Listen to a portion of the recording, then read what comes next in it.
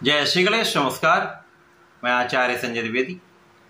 मेरे समस्त प्रबुद्ध दर्शकों का मेरे चैनल पे हार्दिक स्वागत है।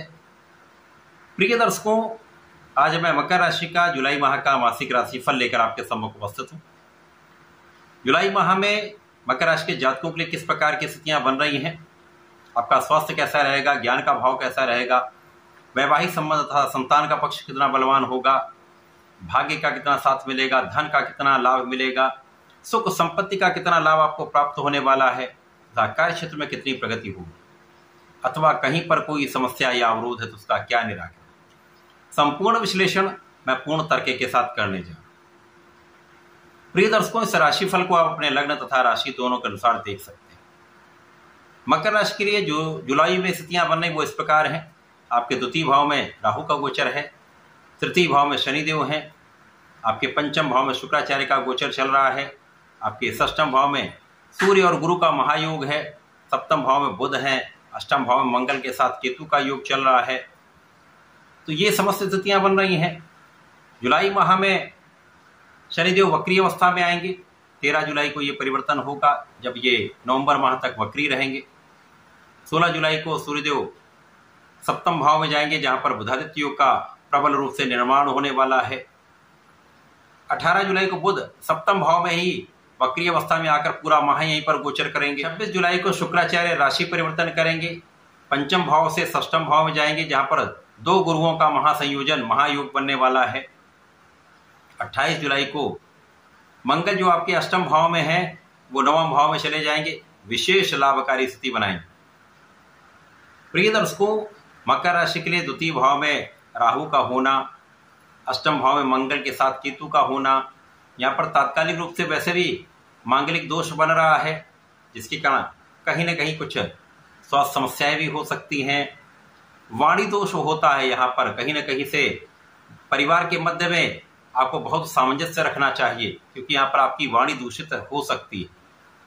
वाणी पर विशेष रूप से आपको नियंत्रण रखना चाहिए, क्योंकि वाणी के कारण ही लाभ मिलता है और वाणी के दुष्प्रभाव से समस्याएं उत्पन्न होती हैं, विवाद उत्पन्न होता तथा कष्ट होता है। यद्यपि इस समय में आपके लिए कुछ लाभ की स्थिति, अचानक लाभ की स्थिति, अचानक धन लाभ की स्थिति बन रही है, तो परिवार के साथ विशेष रूप से सामंजस्य बनाकर चले, जीवन साथी के साथ सामंजस्य बनाकर चले, अपने व्यापारिक भाव में सामंजस्य बनाकर चले, तथा यदि साझेदारी में कुछ कार्य या व्यापार या किसी प्रोफेशन में है तो विशेष रूप से सावधान भी रहें, ध्यान भी रखें।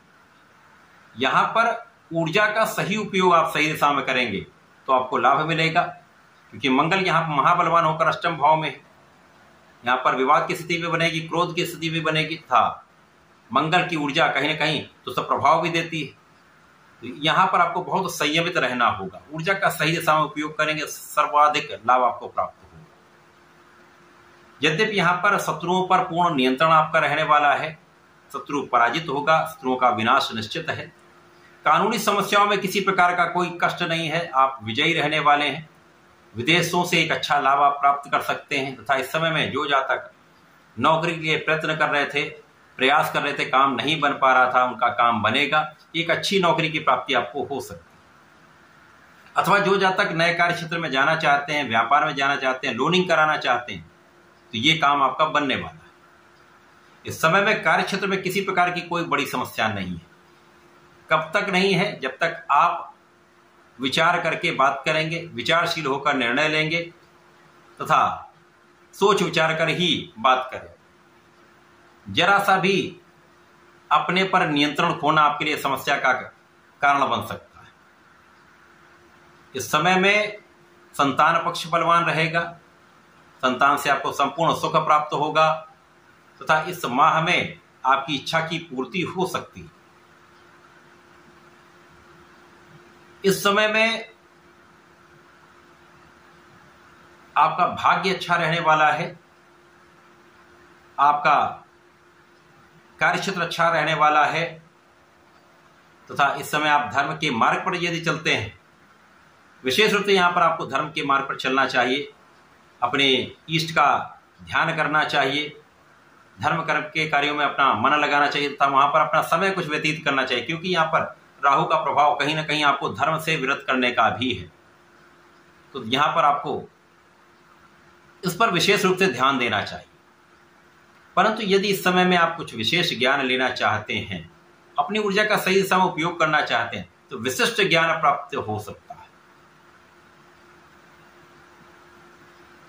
इस समय में आपका ज्ञान इसलिए अच्छा हो सकता है क्योंकि बुद्धि बल अत्यंत श्रेष्ठ रहने वाला है। यहां पर आपका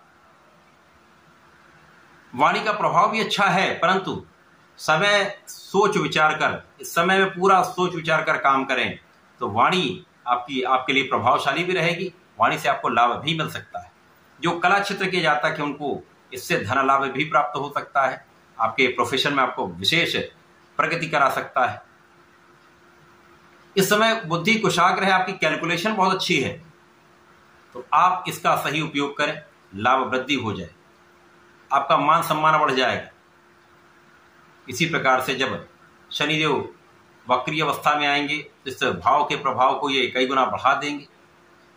अच्छे मित्रों का साथ मिलेगा, कुछ मित्र आपके बढ़ सकते हैं, स्वार्थी मित्रों का भी यहाँ पर आगमन हो सकता है, तो ऐसे मित्रों से दूर ही बनाकर रखें, इनको दूर ही रखें, आपके अत्यंत श्रेष्ठ प्रभाव प्राप्त होगा। अब यहाँ पर जो धन की नियमितता है वो बढ़ जाएगी।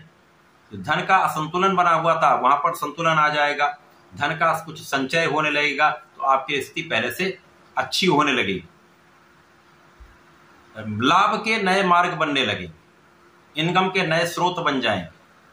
इसी प्रकार से जब सूर्यदेव आपके सप्तम भाव में जाएंगे तो सूर्य और बुध का महायोग, बुधादित्य योग आपके सप्तम भाव में बनेगा और आपके लग्न पर सीधा प्रभाव होगा, जिसका परिणाम आपके लिए अत्यंत लाभकारी होने वाला, सकारात्मक होने वाला। यहाँ पर आपका बुद्धि बल भी श्रेष्ठ होगा, आपकी क्षमता भी बढ़ जाएगी, आप बहुत सोच विचार कर कार्य करेंगे तथा आपकी नेतृत्व की क्षमता में वृद्धि होगी तथा शासन प्रशासन से, प्रशासनिक सेवाओं तथा जीवन साथी से विशेष रूप से लाभ की वृद्धि यहाँ पर होने वाली। यहाँ पर आपकी क्षमता में भी वृद्धि होगी, आपके अधिकार क्षेत्र में भी वृद्धि होगी, तो यहाँ पर आपके लिए अत्यंत श्रेष्ठ समय है।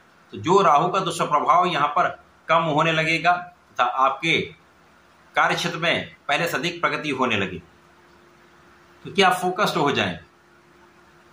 इसी प्रकार से जब शुक्राचार्य का राशि परिवर्तन होगा, इसके पश्चात जब बुध यहाँ पर वक्री होंगे और पूरा माह ही आपके सप्तम भाव में रहेंगे, तो पूरे माह में प्रबल रूप से बुधादित्य योग का लाभ आपको मिलेगा।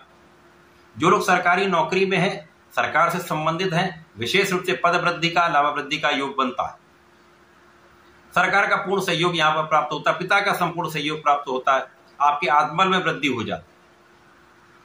जब शुक्राचार्य राशि परिवर्तन करके षष्ठम भाव में जाएंगे तो शुक्राचार्य का यहाँ पर प्रभाव निर्बल नहीं होता है, दो गुरुओं का संयोग बनेगा।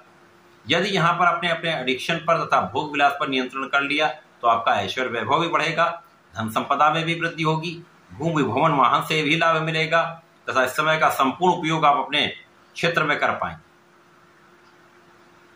मंगल जब राशि परिवर्तन कर लेंगे, अब अष्टम भाव से मंगल निकलकर भाग्य भाव में जाएंगे तो राहु के प्रभाव से भी मुक्त होंगे तथा यहाँ पर आपका जो मांगलिक दोष है वो भी समाप्त हो जाएगा। इस प्रकार से मंगल बलवान होकर आपके नवम भाव भाग्य भाव में पहुंच जाएंगे। यहाँ पर ये शनि के साथ सीधे दृष्टि के प्रभाव में होंगे।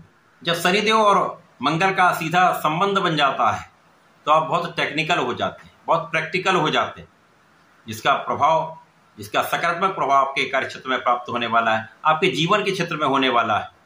आप अपनी ऊर्जा का सकारात्मक उपयोग कर पाएंगे, आप न्यायोचित भी रहेंगे, आप धर्म के मार्ग पर भी चलेंगे। तो ये समय अत्यंत अनुकूल होने वाला है।